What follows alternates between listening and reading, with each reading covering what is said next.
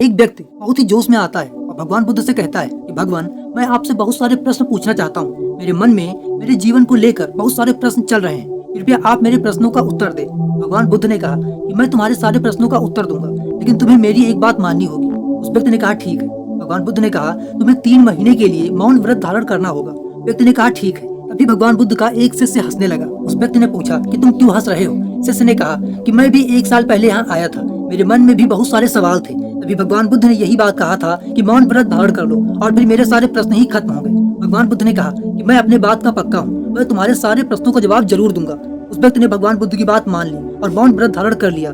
धीरे धीरे वह व्यक्ति मौन की वजह से ध्यान में उतरने लगा। उसका मन शांत हो गया, उसके सारे प्रश्न खत्म हो गए। फिर 3 महीने बाद भगवान बुद्ध ने उस व्यक्ति से पूछा कि अब तुम बताओ तुम्हारे प्रश्न कौन कौन से? हम तुम्हारे प्रश्नों के उत्तर देने के लिए तैयार हैं। वो व्यक्ति हंसा और कहा कि आपका शिष्य सही कह रहा था, अब तो मेरे सारे प्रश्न ही खत्म हो गए हैं।